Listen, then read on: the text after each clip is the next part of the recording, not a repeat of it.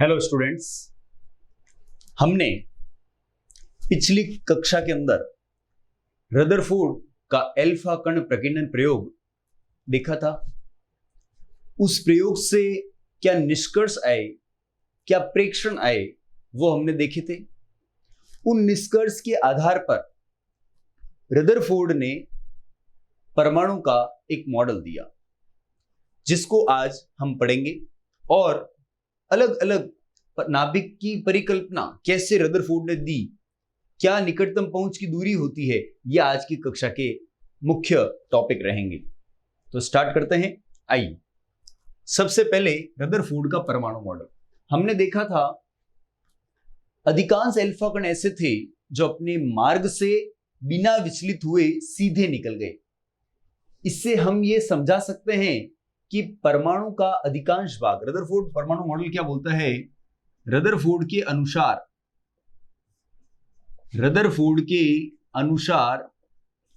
परमाणु का अधिकांश भाग रिक्त होता है। कैसा होता है? रिक्त होता है। परमाणु का आकार लगभग 10⁻⁻10 मीटर त्रिज्या का गोला होता है।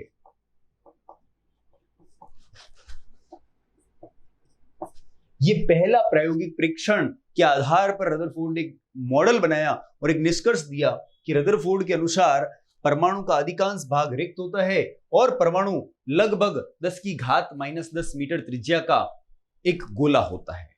पहला पॉइंट, ये जो हमारे पहला मॉडल का फर्स्ट नंबर पॉइंट। सेकंड, परमाणु का जो संपूर्ण धनावेश है, परमाणु का समस्त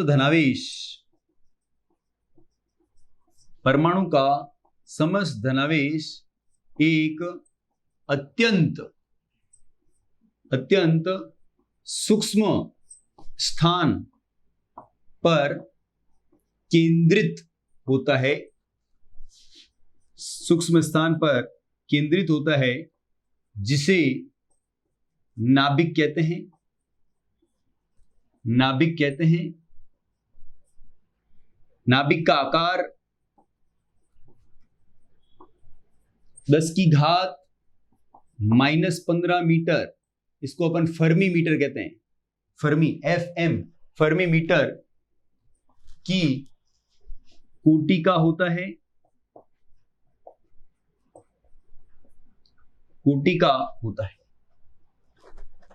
देखो, हमने ये 10⁻⁻15 मीटर का कैलकुलेशन कैसे आया, ये आज की क्लास में मैं समझाऊंगा आपको। ध्यान से देखेंगे तो पहला, परमाणु का आकार कैसा होता है, गोल, और परमाणु के जो त्रिज्या होती है वो 10⁻⁻10 मीटर की होती है लगभग, और उसका अधिकांश भाग रिक्त होता है। यानी जो थॉमसन बोल रहा था कि थॉमसन के अनुसार परमाणु के संपूर्ण आयतन में जो धनावेश एक समान रूप से वितरित था, वो ऐसा नहीं होता।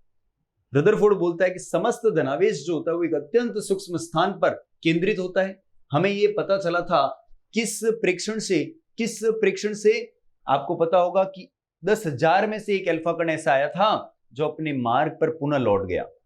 इससे पता चलता है कि जब अल्फा कण इधर आ रहा है तो उसका संपूर्ण धनावेश अल्फा कण के सामने होना चाहिए। इसका मतलब अल्फा कण के सामने होना चाहिए। इसका मतलब क्या हुआ? पॉजिटिव सभी जगह वितरित नहीं है। जो संपूर्ण धनावेश है वो एक सूक्ष्म स्थान पर केंद्रित है।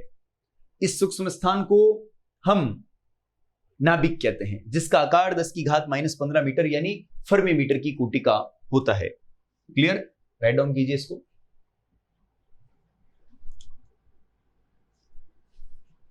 नेक्स्ट पॉइंट, मॉडल का नेक्स्ट पॉइंट हमारे पास आता है, ध्यान से देखेंगे आप।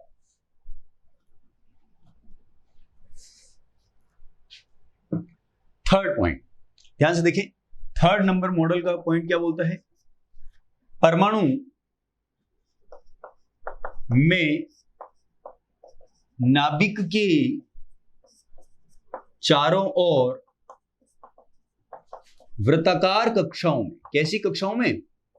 वृत्ताकार कक्षाओं में इलेक्ट्रॉन चक्रण करते हैं। ये वृत्ताकार कक्षा बोला है इसने, ये यहां पे गलत होगा और बोर इसको सही करेगा और बोर को नोबेल पुरस्कार दिया जाएगा क्योंकि उसने एक बहुत यथार्थ और वास्तविक मॉडल हमारे सामने पेश किया। परमाणु में नाभिक के चारों ओर वृत्ताकार कक्षाओं में इलेक्ट्रॉन चक्रण करते हैं, जिसके लिए आवश्यक अभिकेंद्रीय बल, आपको पता ही है कि जब भी हमें वृत्तीय गति की बात करता है तो हमें जिस बल की रिक्वायरमेंट पड़ती है, आवश्यकता होती है, वो होता है अभिकेंद्रीय बल। और ये कभी भी बल होता नहीं है, हमेशा प्रदान कराया जाता है, जिसके लिए आवश्यक अभिकेंद्रीय बल इलेक्ट्रॉन तथा नाभिक के मध्य लगने वाले स्थिर विद्युत आकर्षण बल द्वारा प्राप्त होता है। स्थिर विद्युत आकर्षण बल द्वारा प्राप्त होता है। परमाणु में नाभिक के चारों ओर वृत्ताकार कक्षाओं में इलेक्ट्रॉन चक्कर करते हैं, जिसके लिए आवश्यक अभिकेंद्रीय बल इलेक्ट्रॉन तथा नाभिक के मध्य लगने वाले स्थिर विद्युत आकर्षण बल द्वारा प्राप्त होता है। अब ये क्या चीजें हैं आप समझें। ये हमारे परमाणु की आकृति कैसी बताई थी रदरफोर्ड ने? गोल। अच्छा, नाभिक का आवेश होता है Ze, ठीक है। ये हमारे पास है इलेक्ट्रॉन v वेग से नाभिक के चारों ओर r त्रिज्या की वृत्तीय कक्षा में क्या कर रहा है? चक्कर लगा रहा है। ये नाभिक है हमारे, संपूर्ण धनावेश एक सूक्ष्म स्थान पर केंद्रित होता है, जिसको हम नाभिक कहते हैं। दिख रहा है आपको? ये इलेक्ट्रॉन नाभिक के चारों ओर वृत्ताकार कक्षाओं में चक्कर लगाता है। तो क्या चाहिए? अभिकेंद्रीय बल चाहिए, और अभिकेंद्रीय बल का सूत्र होता है mv²/r। और स्थिर विद्युत आकर्षण बल, ये आप स्थिर विद्युत की फिजिक्स का चैप्टर है जिसके अंदर आप पढ़ेंगे कूलॉम नियम के Q1 Q2/r²। Q1 यानी पहला आवेश, Q2 यानी दूसरा आवेश। अब हमारे पास आप देखेंगे दो आवेश है। पहला जो आवेश है वो नाभिक का आवेश है, और दूसरा जो आवेश है वो इलेक्ट्रॉन का आवेश है। अब नाभिक का आवेश होता है धनावेश और इलेक्ट्रॉन ऋणावेश। दो पॉजिटिव और नेगेटिव के बीच में आपको पता ही है आकर्षण होगा, इसलिए मैंने लिखा स्थिर विद्युत आकर्षण बल। क्लियर है सबको? हम क्या लिखेंगे यहां से mv²/r के Q1 हमारे पास है Ze यानी नाभिक का आवेश, Q1 यानी Ze नाभिक का आवेश, Q2 हमारे पास है E यानी इलेक्ट्रॉन का आवेश, और उन दोनों के बीच की दूरी यानी r²। यहां से r और r कैंसिल होंगे और हमारे पास एक परिकल्पना बनेगी। ये रदरफोर्ड मॉडल और बोर मॉडल में भी सेम आपको ये पॉइंट मिलेगा। mv² बराबर kZe²/r। कैसा लगा? समझ में आ गया? अच्छा, ध्यान से देखेंगे आप। ये जो रदरफोर्ड मॉडल ने अपने कुछ परमाणु के बारे में जानकारियां दी थी, मॉडल कैसा होता है, परमाणु में क्या चीजें होती है, परमाणु विद्युत उदासीन होता है, इलेक्ट्रॉन चक्कर लगाता है, कैसे चाहिए होता है उसको चक्कर लगाने के लिए अभिकेंद्रीय बल कहां से प्राप्त होता है, ये सब रदरफोर्ड ने बताया। लेकिन उसने यहां पर एक गलती कर दी थी, ये वृत्ताकार कक्षाएं बताई थी। इसका मैं आपको जब रदरफोर्ड परमाणु मॉडल की कमियां बताऊंगा तब आपको इसका रीजन समझाऊंगा क्यों ये गड़बड़ हो गई। ठीक है, आइए राइट डाउन कीजिए इसको।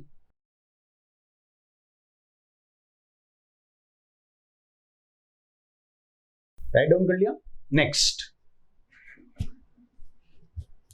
नेक्स्ट पार्ट पे अपन आते हैं, ध्यान से देखेंगे आप। निकटतम पहुंच की दूरी, हमारा नेक्स्ट टॉपिक है निकटतम पहुंच की दूरी। देखो यहां से उसने नाभिक के आकार का परिकलन किया, तो देखेंगे आप सब, मैं बताता हूं आपको किस प्रकार से रदरफोर्ड ने नाभिक के आकार का परिकलन किया। आइए, निकटतम पहुंच की दूरी, नेक्स्ट हेडिंग है हमारा पास निकटतम पहुंच की दूरी। इसको अपन R0 से डिनोट करते हैं। अब देखो निकटतम पहुंच की दूरी क्या होती है। देखो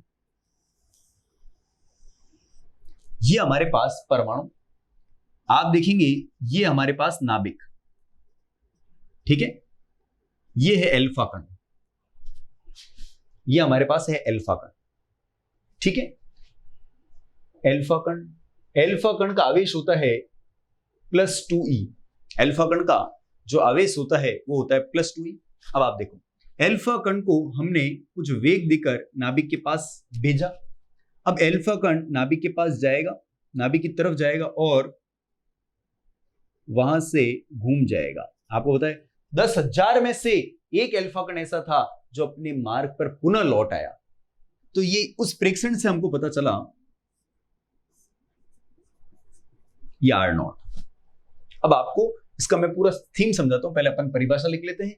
वह नाभिक से वह न्यूनतम दूरी, परिभाषा में अपन क्या लिखेंगे, नाभिक से वह न्यूनतम दूरी, वह न्यूनतम दूरी जहां पर अल्फा कण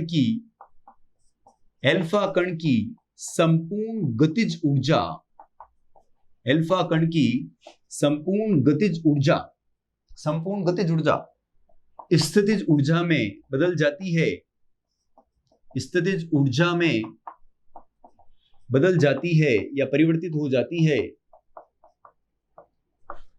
एवं अल्फा कण जहां से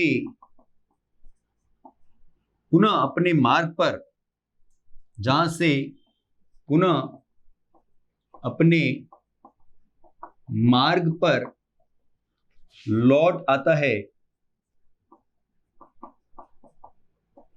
कौमा निकटतम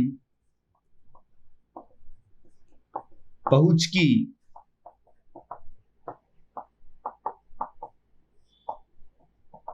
दूरी कहलाती है। देखेंगे आप, मैं एक एक चीज आपको समझा रहा हूं, समझना, आप ध्यान से समझना। ये हमारे पास है परमाणु, दिख रहा है। परमाणु में ये चीज क्या है, नाभिक। नाभिक का आवेश होता है प्लस, धनावेश होता है। यहां पर है अल्फा कण द्विधनावेशित हीलियम नाभिक है, यानी ये भी पॉजिटिव होता है। अब आप समझो, पहले बात तो इतना आसान नहीं है प्लस के सामने प्लस को भेजना, क्योंकि प्लस और प्लस एक दूसरे को प्रतिकर्षित करते हैं। तो अल्फा कण को हमने कुछ ऊर्जा देके भेजा, कुछ ताकत देके भेजा, एनर्जी देके भेजा। आप समझो, एक छोटा सा एग्जांपल मैं आपसे पूछूं, अल्फा कण को हमने भेजा नाभिक की तरफ। अभी जैसे जैसे अल्फा कण नाभिक की तरफ जाता रहेगा, क्या इसका वेग बढ़ेगा या घटेगा? तो आपका आंसर आना चाहिए सर घटेगा। कैसे? मैं आपसे पूछूं, हम एक साइकिल चला रहे हैं, साइकिल चल रही है और सामने से तूफान आ रहा है। आप साइकिल की स्पीड, आपकी साइकिल की चाल, स्पीड बढ़ेगी या घटेगी? तो आपका ऑब्वियस आंसर होना चाहिए सर घटेगी। यानी आपकी चाल घट रही है, यानी गतिज ऊर्जा का सूत्र होता है 1/2 mv², यानी चाल का स्क्वायर। चाल घट रही है, इसका मतलब गतिज ऊर्जा घट रही है। और हम सभी जानते हैं ऊर्जा संरक्षण नियम, ऊर्जा को न तो उत्पन्न किया जा सकता है न ही नष्ट किया जा सकता है। तो गतिज ऊर्जा तो नष्ट हो रही है ना, चाल तो कम हो रही है, चाल कम हो रही है तो गतिज ऊर्जा कम हो रही है, तो गतिज ऊर्जा नष्ट हो रही है ना। गतिज ऊर्जा नष्ट नहीं हो रही है, वो ऊर्जा एक रूप से दूसरे रूप में परिणत हो जाती है, चेंज लेस नहीं होती, नष्ट नहीं होती। वो क्या हो जाती है, वो एक में तो कम होगी तो दूसरी ऊर्जा बढ़ जाएगी। अब गतिज ऊर्जा में कमी हो रही तो कौन सी ऊर्जा में वृद्धि होनी चाहिए? स्थितिज ऊर्जा में वृद्धि होती है, क्योंकि ऊर्जा संरक्षण नियम यहां पर बिल्कुल लागू रहता है। तो आइए मैं इस चीज को समझाता हूं। नाभिक से वह न्यूनतम दूरी जहां पर अल्फा कण की संपूर्ण गतिज ऊर्जा स्थितिज ऊर्जा में बदल जाती है। समझो, अल्फा कण आ रहा है वेग लेकर, जैसे जैसे अल्फा कण नाभिक के पास आता जाएगा, नाभिक अल्फा कण को प्रतिकर्षित करेगा, भाई मेरे सामने मत आ। तो अल्फा कण नाभिक की तरफ आ रहा है और नाभिक प्रतिकर्षित करेगा, तो अल्फा कण का वेग घटेगा। वेग घटते घटते घटते घटते इस बिंदु पर, ये देखो, नाभिक से कुछ दूरी पर अल्फा कण रुक जाएगा, अब नहीं आ सकता आगे। यस और नो? अब जब अल्फा कण नहीं आ सकता तो नाभिक का तो प्रतिकर्षण कंटिन्यू काम करेगा, अब अल्फा कण यहां से घूम जाएगा, यानी यहां पर एक बार रुका, क्योंकि आपको जब दिशा पलटनी है ना 180 डिग्री पर, अल्फा कण कब लौट सकता है? जब वो दिशा पलटे, जिस दिशा से आया उसी दिशा पर वापस लौट जाए, यानी 180 डिग्री पर लौटा। तो अल्फा कण को यहां पर एक बार रुकना पड़ेगा, इसका मतलब वेग जीरो, चाल जीरो, इसका मतलब गति जीरो हुई, गतिज ऊर्जा पूरी खत्म हो गई। हमने यहाँ पर गतिज ऊर्जा देके भेजा था, गतिज ऊर्जा यहाँ पर एंड हो गई, तो कहां गई सर? वो स्थितिज ऊर्जा में बदल गई। संपूर्ण गतिज ऊर्जा स्थितिज ऊर्जा में बदल जाए, ऐसी दूरी निकटतम पहुंच की दूरी कहलाती है। और अल्फा कण जहां से पुनः अपने मार्ग पर लौट आता है, जिस रास्ते से आया था उसी रास्ते पर लौट जाए, तो वो दूरी क्या कहलाती है? निकटतम पहुंच की दूरी कहलाती है। अब बोलो कैसा लगा, आया समझ में कि नहीं आया? एक एक चीज मैं आपको पिन पॉइंट क्रिस्टल क्लियर कर रहा हूं, तो आप ध्यान से इसको समझिए। क्लियर सबको? राइट डाउन कीजिए इसको, परिभाषा को। अब हम इसका मैथमेटिकल डेरिवेशन करते हैं, समझिए। देखो आप समझना, मैं आपको समझाता हूं। निकटतम पहुंच की दूरी पर ऊर्जा संरक्षण सिद्धांत से आपको अभी मैंने बताया कि जो गतिज ऊर्जा है वो स्थितिज ऊर्जा में बदल जाएगी। आओ, तो गतिज ऊर्जा किस में बदल जाएगी? स्थितिज ऊर्जा में बदल जाएगी। आओ, गतिज ऊर्जा का सूत्र हम जानते हैं, ई काइनेटिक। ई के मतलब काइनेटिक यानी गतिज ऊर्जा, इंग्लिश में बोलते हैं काइनेटिक एनर्जी। स्थितिज ऊर्जा होती है दो आवेशों की के Q1 Q2 अपॉन R। अभी हमने बल पढ़ा था, तो के Q1 Q2 upon R square आता है, यहां पर आएगा के Q1 Q2 upon small r। अब देखेंगे क्या होता है, समझना। के है कूलाम नियतांक, इसको कूलाम नियतांक कहते हैं। Q1 यानी पहला आवेश है नाभिक का Ze। Q2 है दूसरा आवेश है अल्फा कण का, वो है 2e। यहां पर इलेक्ट्रॉन नहीं है, ई मत लीजिएगा, यहां पर 2e। और ये जो r है वो क्या लिखेंगे? R नॉट, क्योंकि R नॉट पर ऐसा हो रहा है। R नॉट दूरी यानी निकटतम पहुंच की दूरी पर ऐसा हो रहा है, जहां पर गतिज ऊर्जा स्थितिज ऊर्जा में कन्वर्ट हो रही है या बदल रही है। तो हम यहां से R नॉट का डेरिवेशन ला सकते हैं। कितना आसान है, R naught equal to 2k ZE square upon E kinetic. ये देखो कितना आसान लगा, 2k ZE square upon E kinetic. अब मैं आपसे बात करूं, यहां पर जो स्टैंडर्ड कांस्टेंट्स है, मतलब जो स्थिरांक है, जो रदरफोर्ड प्रयोग में आपको पता है गोल्ड सोने की पन्नी का प्रयोग किया गया, तो जो नाभिक था, वो जो नाभिक है वो सोने का नाभिक था, और सोने के नाभिक के लिए Z बराबर 79 होता है। रदरफोर्ड अल्फा कण प्रकीर्णन प्रयोग की बात कर रहा हूं मैं, ये जनरल सूत्र, ये तो आपको हमेशा लग जाएगा, कोई भी परमाणु कोई भी नाभिक के लिए लगेगा। लेकिन रदरफोर्ड ने जो परमाणु के आकार का, नाभिक के आकार का परिकलन किया है, वो देखो कैसे किया, वो आज की क्लास में आपको समझने को बहुत ही बेहतरीन तरीके से समझने को मिलेगा। आइए, के है कूलाम नियतांक है 9 × 10⁹ newton metre square upon coulomb square. ये कूलाम नियतांक का मैं पहले भी मान बता चुका हूं। ई का मान होता है 1.6 × 10⁻⁻19 कूलाम, इलेक्ट्रॉन का आवेश। और आपको मैंने अभी भी बताया था कि अल्फा कण को नाभिक की तरफ भेजने के लिए अल्फा कण को पहले बाहर से ऊर्जा देनी पड़ेगी। आप समझो, बस आंधी आ रही है, तूफान आ रहा है, तो आपको गाड़ी चलाओगे तो रेस बढ़ानी पड़ेगी ना, तो आपको ऊर्जा देनी पड़ेगी। तो एक बार अल्फा कण को यहां से ऊर्जा दी जाएगी, वो गतिज ऊर्जा के रूप में दी जाएगी। और रदरफोर्ड अल्फा कण प्रकीर्णन प्रयोग में जो अल्फा कण की गतिज ऊर्जा थी, वो थी 5.5 मेगा इलेक्ट्रॉन वोल्ट की ऊर्जा थी। तो ये सभी जब मान, इसको जब मैं 5.5 मेगा होता है 10⁻6 इलेक्ट्रॉन वोल्ट को जूल में बदल देते हैं, तो 1.6 × 10⁻19 से गुणा करना। ई का मान है ना, वापस यहां पर रख दो, तो जूल में बदल जाएगा। अब आप देखेंगे, दो हमारे पास पता है, के पता है, जेड पता है, ई पता है, और ई के भी हमें पता है 5.5 × 10⁻। ये सब मान जब हम यहां पर रखेंगे, तो जो R नोट का मान आएगा वो आएगा 4.14 × 10⁻14 मीटर, 4.14 × 10⁻। ये सब मान यहां पर रख रहे हैं, तो निकटतम पहुंच की दूरी का जो मान आ रहा है लगभग, ये तो ऑर्डर है, 10 कोटि है, 10⁻14 मीटर की कोटि की निकटतम पहुंच की दूरी आती है। अब आप ध्यान से देखना, मैं इसको थोड़ा सा इरेज कर रहा हूं और एकदम क्लियर आपको रिव्यू बताने की कोशिश कर रहा हूं, ध्यान देना। नाभिक का आवेश होगा +Ze, ये मान लेते हैं नाभिक की त्रिज्या।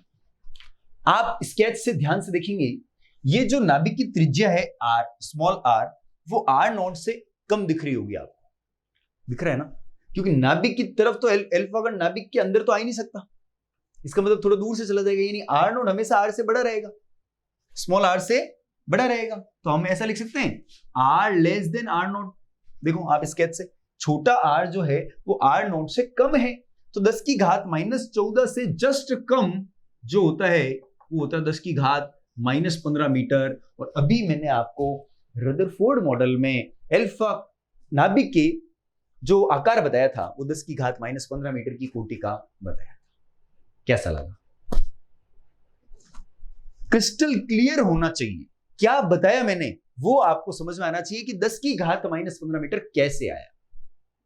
तो उम्मीद करता हूं आपको बेहतरीन समझ में आया होगा। राइट डाउन कीजिए इसको। आइए, निकटतम पहुंच की दूरी आपको समझ में आ गया। नेक्स्ट टॉपिक हमारे पास आता है टक्कर प्राचल। क्या आता है? टक्कर प्राचल या संघट्ट प्राचल, इसको अलग अलग तरीकों से बोलते हैं। इसको निरूपित करते हैं बी से। अब देखो, अल्फा कण के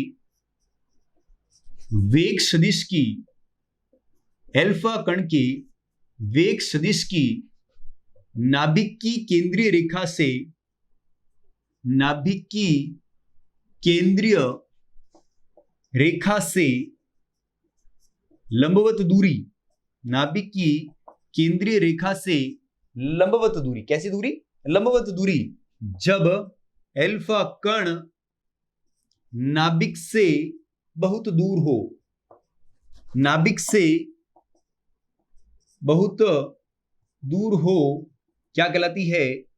टक्कर प्राचल कहलाती है। क्या कहलाती है स्टूडेंट्स? टक्कर प्राचल कहलाती है। अब मैं आपको इसका व्यू बता रहा हूं, देखना।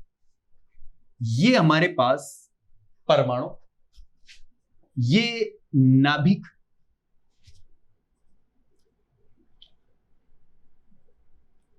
आप देखेंगे ये है नाभिक की केंद्रीय रेखा, ये है अल्फा कण,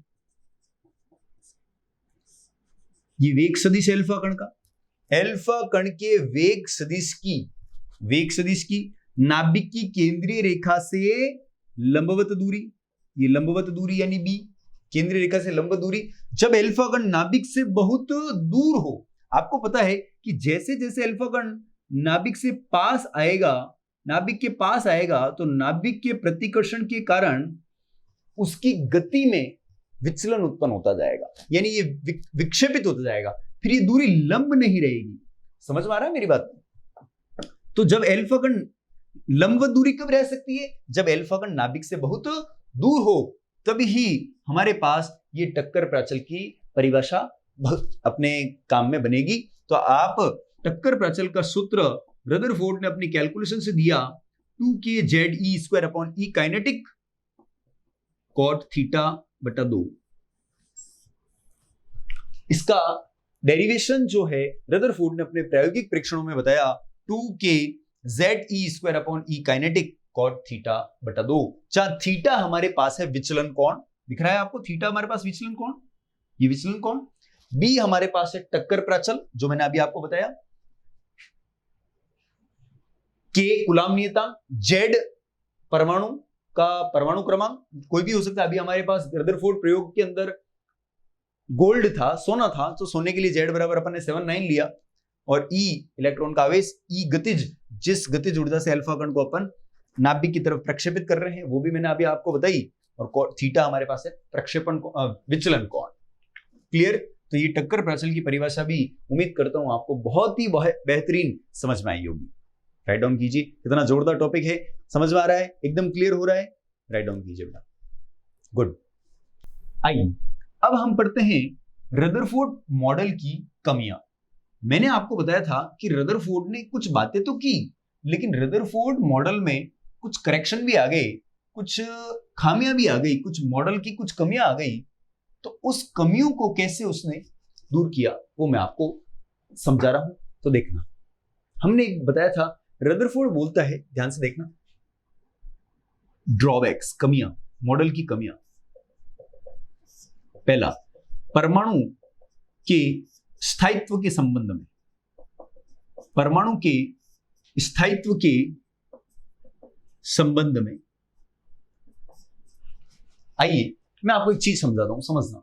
परमाणु के स्थायित्व के संबंध में रदरफोर्ड की क्या कमी थी?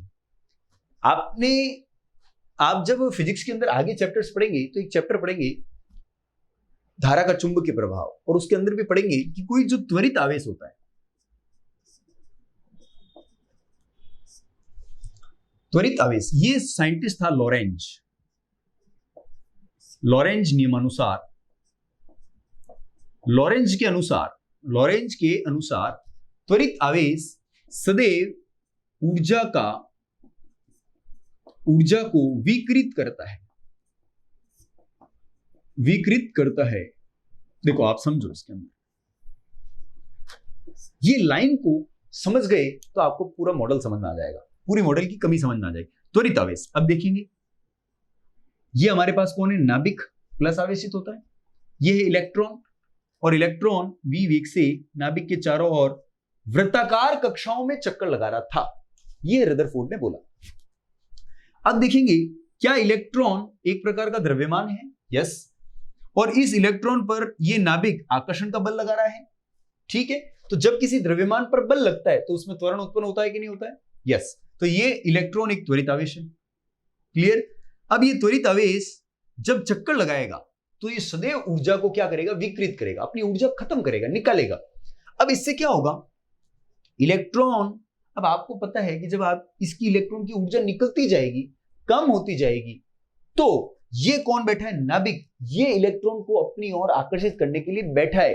तो ये इलेक्ट्रॉन की ऊर्जा जैसे जैसे कम होती जाएगी तो इस पर अपना आकर्षण बढ़ता जाएगा, क्योंकि ये इलेक्ट्रॉन की ताकत कम हो रही है। तो इलेक्ट्रॉन नाभिक के तरफ ज्यादा आकर्षित होने लगेगा। तो इलेक्ट्रॉन का पथ देखो चेंज हो रहा है। इलेक्ट्रॉन घटती त्रिज्या के, देखो और नाभिक के पास आ रहा है, ऊर्जा कम होती जा रही है, निरंतर ऊर्जा कम करता जा रहा है।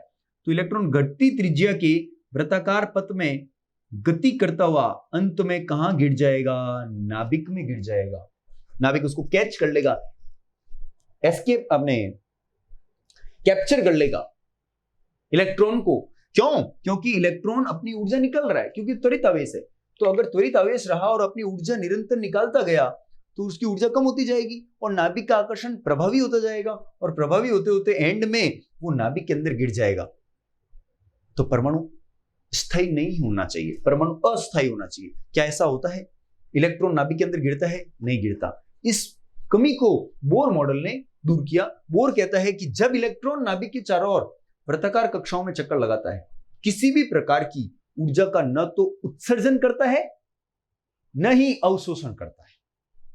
यानी वो कक्षाएं जो होती हैं वो स्थायी वृत्ताकार कक्षाएं होती हैं। तो एक स्थायी वर्ड उसने लगाया और ये बताया कि किसी भी प्रकार की ऊर्जा का उत्सर्जन या अवशोषण नहीं करता चक्कर लगाते समय, तब उसको नोबेल पुरस्कार से दिया गया, सम्मानित किया गया। तो ये आपकी उसकी कमी थी।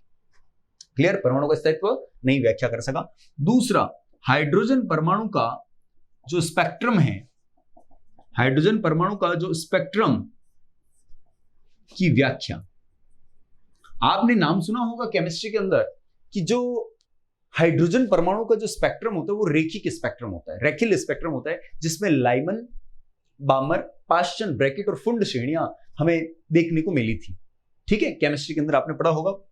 बोर मॉडल में, ये बोर मॉडल हाइड्रोजन परमाणु का जो स्पेक्ट्रम बताता है वो रेखिक बताता है, जबकि रदरफोर्ड के अनुसार यह जो स्पेक्ट्रम था सतत स्पेक्ट्रम था। मतलब रेखाओं के रूप में ये स्पेक्ट्रम नहीं आया, सतत एकदम कंटिन्यूअस स्पेक्ट्रम हमें प्राप्त हुआ। किस मॉडल के अकॉर्डिंग? रदरफोर्ड के मॉडल के अकॉर्डिंग। रदरफोर्ड बोलता है कि हाइड्रोजन परमाणु का जो स्पेक्ट्रम होता है वो सतत स्पेक्ट्रम होता है, रेखिक स्पेक्ट्रम नहीं होता। जबकि बोर मॉडल जो सही हुआ, काफी मोर्चों पर उसके सिद्धांत सही थे, और उसके अनुसार जो हाइड्रोजन परमाणु का जो स्पेक्ट्रम था वो रेखिक था। और ये क्या बता रहा है? सतत बता रहा है। इसलिए इस मॉडल की ये कमी थी कि हाइड्रोजन परमाणु की रेखिक स्पेक्ट्रम की व्याख्या नहीं कर पाया, क्योंकि उसके अनुसार जो हाइड्रोजन परमाणु का स्पेक्ट्रम होता है वो सतत होता है। क्लियर? तो ये रदरफोर्ड मॉडल की कमियां थी, और इस कमियों को दूर करके जो नया सिद्धांत, नया मॉडल दिया गया वो बोर का मॉडल दिया गया। तो आज की क्लास में आपने हमसे बहुत कुछ अच्छी अच्छी चीजें सीखी है। पहला वैभव सर की पहली चीज आपने क्या बताई थी ना, आज हमने क्लास को स्टार्ट किया था तो रदरफोर्ड मॉडल को स्टार्ट किया था। रदरफोर्ड मॉडल क्या था, उसके बाद हमने पढ़ा निकटतम पहुंच की दूरी, उसके बाद हमने पढ़ा टक्कर प्राचल, संगत प्राचल, और लास्ट के अंदर हमने आज पढ़ा है रदरफोर्ड मॉडल की कमियां। नेक्स्ट क्लास के अंदर हम बोर मॉडल और उसके आगे और भी बातें करेंगे। तो दैट्स आज के लिए इतना ही। जय जिनेंद्र। कैसे हैं आप सभी? अच्छे से पढ़िएगा, आनंद कीजिएगा। Thank you. जय जिनेंद्र।